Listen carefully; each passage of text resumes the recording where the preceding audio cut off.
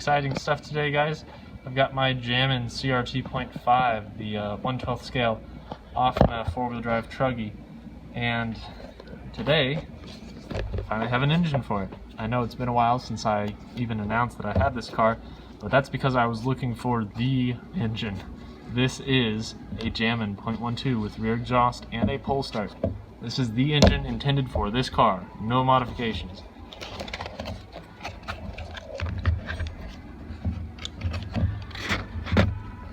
There it is. So today we're going to be building a 12th scale truggy.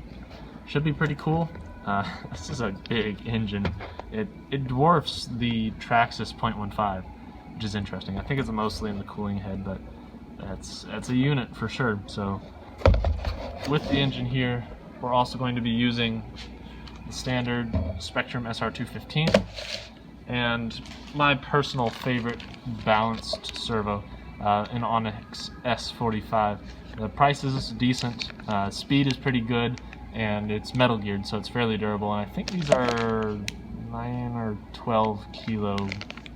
It's a fairly well-rounded servo. I got 2 of those. Shouldn't take too much, but let's get started.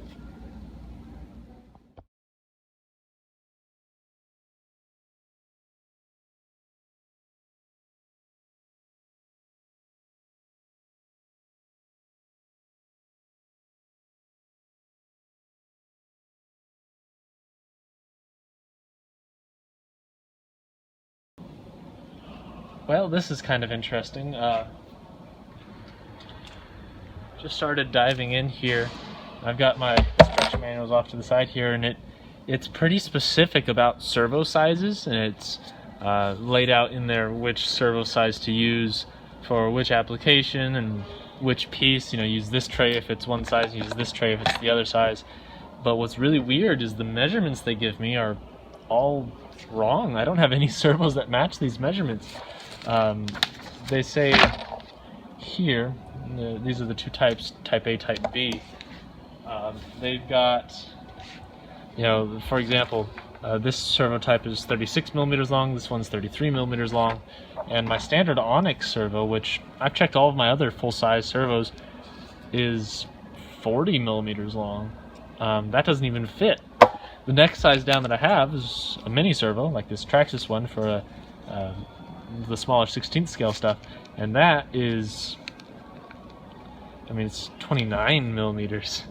So this is too small, and this is too big. So I don't know, maybe I'll end up buying those, but we're going to assemble the battery tray without the servos in it for now and see how that goes.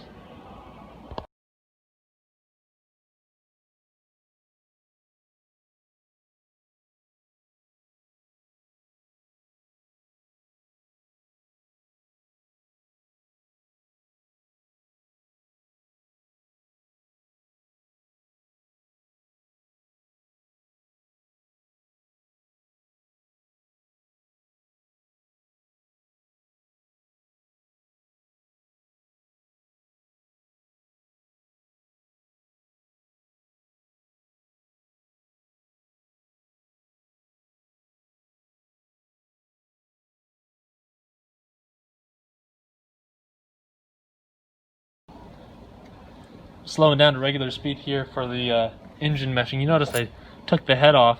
It's because it's so wide that I can't get a screwdriver down onto the engine mount bolts with the head attached, so we popped that off. Just taking this moment to show you guys this. I don't think a lot of people understand that Nitro engines can be positioned a lot more forward, backward, left, and right more freely than even their electric counterparts. So the motor mount here uses nuts that ride along a grooved channel in the mount itself.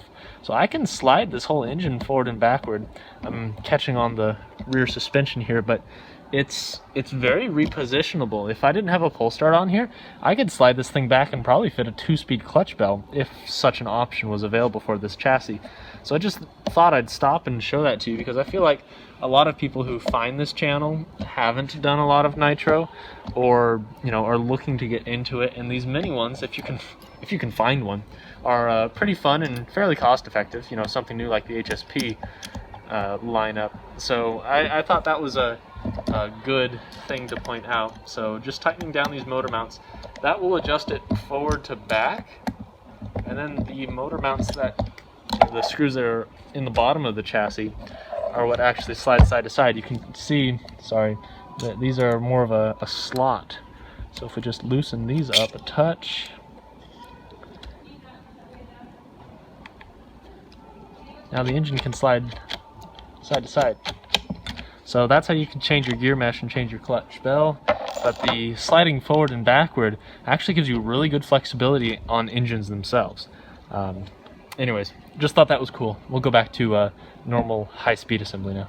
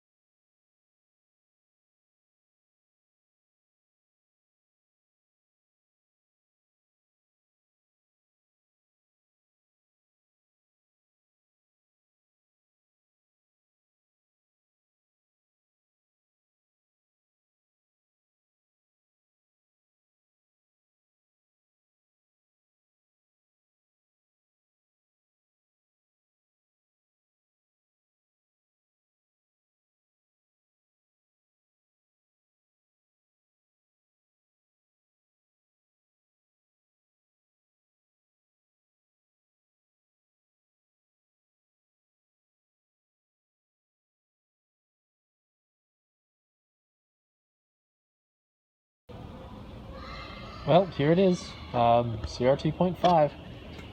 It came out really nice. The body, I'm not the best at painting, but I'm going to try to make this the green-yellow scheme like it's on the box.